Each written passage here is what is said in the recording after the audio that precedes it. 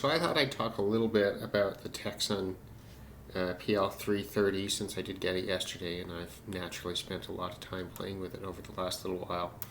Don't think I'm going to demonstrate a whole lot of stuff, but I do want to talk a little bit about it and what I like about it and what I don't. This is not a review of the radio. It is a fantastic radio. If you want a small radio that covers pretty well everything but airband, has very good single sideband performance as far as I can tell, and keeps up with just about anything in terms of shortwave AM performance.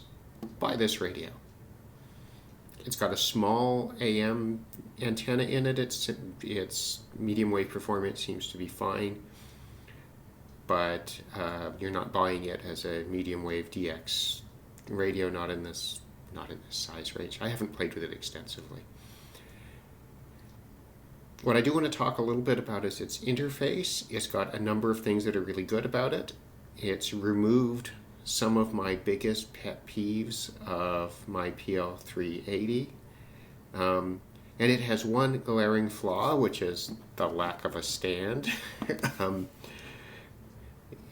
which I find, I see why they didn't add it, but that's that.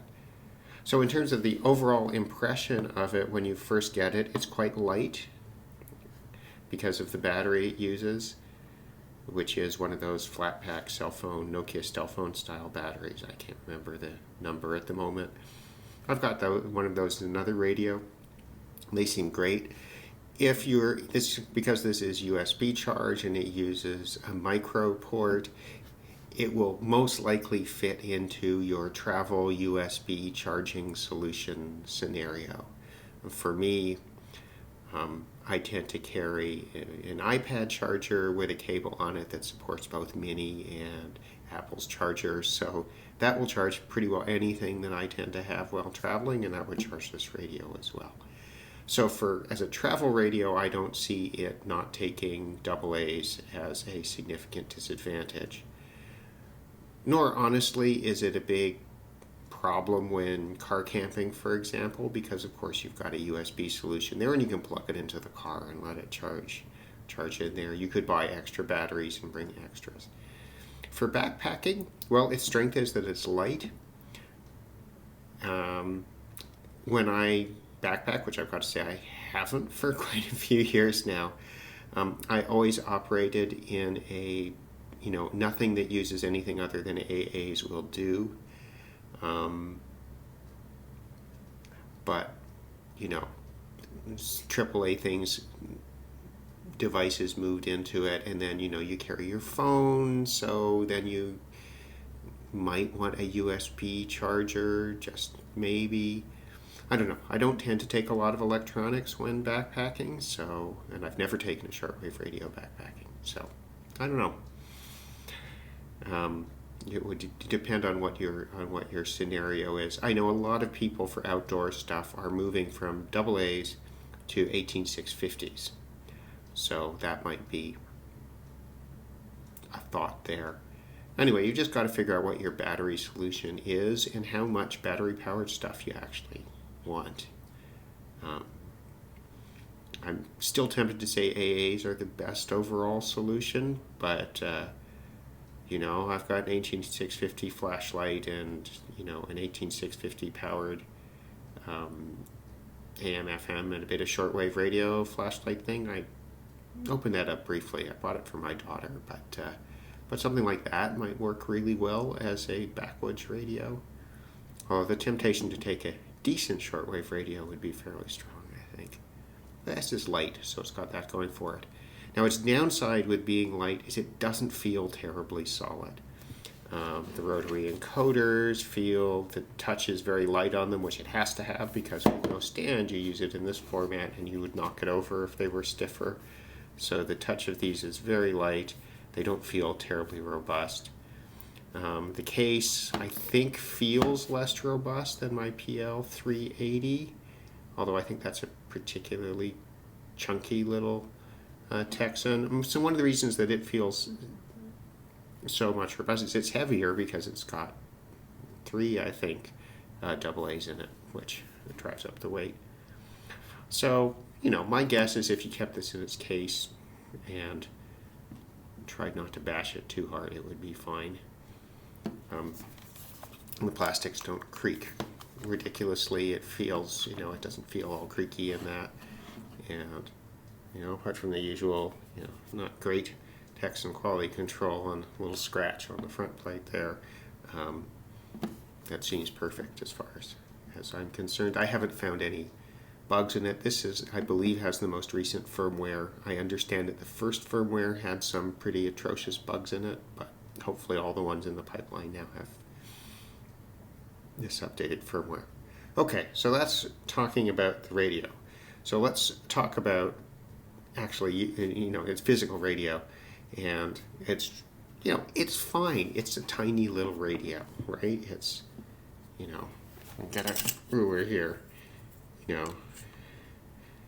it's 3 inches by, 5 1/4. It's a small radio, and you've got to take that into account. These buttons are small, but it works, right? And it's usable. Okay, so let's talk about what it does that's great. ETM Plus is fantastic. So ETM Plus is its scanning mode, and because this is a Tecsun, it's probably what you're going to use a lot of the time in shortwave, and so it works really well. It scans much more quickly than the PL-380. I haven't timed it, but it feels like it's about a third faster maybe. That makes a difference. It is still affected by where you have the bandwidth switch, what bandwidth switch position, but less so. So on the PL-380, if you have the bandwidth switch set wide and then do an ETM scan, it picks up not very much. On this, it still picks up a fair bit. So there's been some tweaking of the ETM algorithm that has helped a lot, has made it much more useful. And this is important because ETM mode is how I think I will end up using this radio a lot. ETM Plus splits the day up into a number of, I don't have the right page open on the manual on my screen, but splits this day up and does the ETM scan separately for each part of the day, which means that you don't have to do it as often. If you go to, say you take a vacation, you ETM scan a morning shortwave, when you get up in the morning, and then you do an afternoon and evening, or an evening scan, and then you do a nighttime scan. It will remember the scans for those different times of the day, so because obviously you're going to get different things in the morning than you are going to do at night. So that's very useful and makes ETM helpful. The ATS, which is its automatic scan that scans into memories, hasn't changed really. It still has the A or B mode. I don't actually find the ATS memory scan on shortwave on this radio useful at all. It says that ETM is more useful, and then it's more useful to add stations that you actually want to listen to by hand from the ETM scan. I will say it's got a wonderful feature where you hold down this button and it rearranges all your scan stations so that they're organized by frequency and removes duplicates. That's wonderful. I think the PL-380 has that as well. I can't remember. Great feature, works really well. You don't need it for ETM, obviously, but I guess you could, because you can add ETM stations by hand if it missed one and you want to add one that you find later on. In that sense, you're using your ETM settings almost like as your primary memories, and that the regular memories become secondary. So ETM is switched with this, so you would go into ETM mode. It'll help if I turn the radio on. So you go to ETM mode. Let's turn that down. and then it'll give you, so an upper sideband, let's get off of that, and then you can scroll through your ETM settings. There's not going to be much. Oh, we're not in ETM, sorry. There we are. So E10, so that tells you which time of day you're in, and that we should get, right? Radio Marta. Okay, so ETM is then useful. This is the time of day scan. It would be different. ETM Plus is useful. It would be different if I did it at night. So that's great. And that's probably how you're going to use the radio most often. Let me show you, if you're just going to scan by hand, and I'm going to sort of, so that looks at your memories, which I don't have any recorded for this. So we're now in memories, and you can then now go by band. So go down to, well, it's closed up a lot here in Toronto.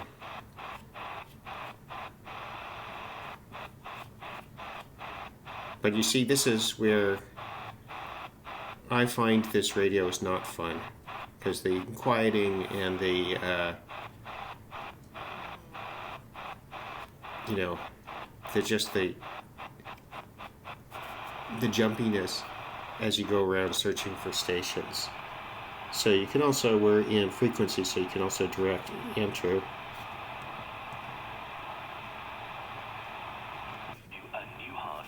Right, and get your dose of evangelical preaching. Right, so you can enter the frequencies by hand. The keypad is totally usable. You've got an enter key, which you can use if you want it. There's the memory button. This also functions as a delete button when you're in memory mode. I will say the ATS, so the scan into memory scan, is very useful in, say, medium wave. So, you know, you decide you want all your strong stations, you go through medium wave, it puts all your local stations into memory, you then go through and delete the ones you don't want, and now you have an excellent medium wave set. Same thing for FM for your location. Yeah. And you can do the same thing with the ETM Plus scan if you're on vacation. So that then becomes a very workable sort of operation. Because I do think this is a travel radio, and I think you should think of it as a travel radio. Let me show you.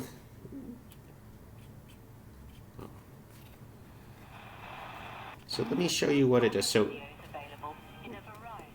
it jumps around from band to band, and it remembers where you last were in each band. So if I go back to the 31 meter band, it still remembers I'm on rotary overcomer here, 9330 kilohertz, and it remembers where I was in each of the other bands.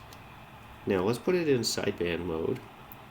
Put it in lower sideband, and you'll notice that it now jumps around to the hand bands.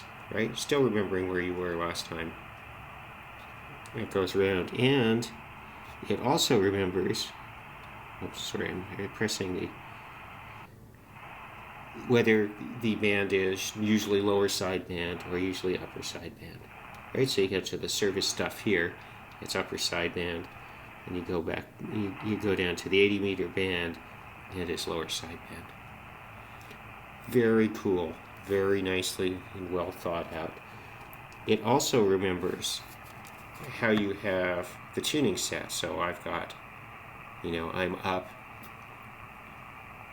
100 hertz, I guess, on there, and it remembers that. It remembers that between shutting the radio on and off, and so that's very helpful, because that essentially means that you can set your correction, and it'll simply work.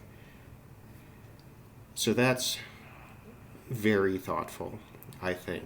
So I mean, in terms of ease of use, they've done a lot of thinking about that. I should point out here we're in sideband. Oh, so we're not actually listening to anything. So it also has the step button. So your standard step here would be, 1 kilohertz, right? You can hit step again, and it'll jump 5 kilohertz. You can hit step one more time, and then you get down to,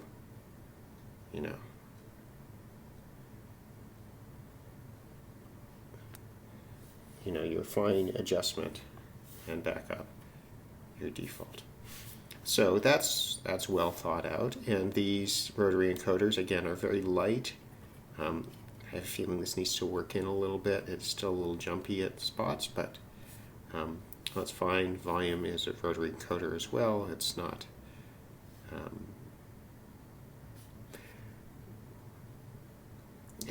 a real volume control, right? It's still electronic. Sync, I've played with a little bit. So far it has not proved useful to me, but it does have sync, which is nice. It's got an alarm. It's got a few different display settings. I like to see the meters essentially there, but you can set it up to display what you like. You can have the backlight stay on.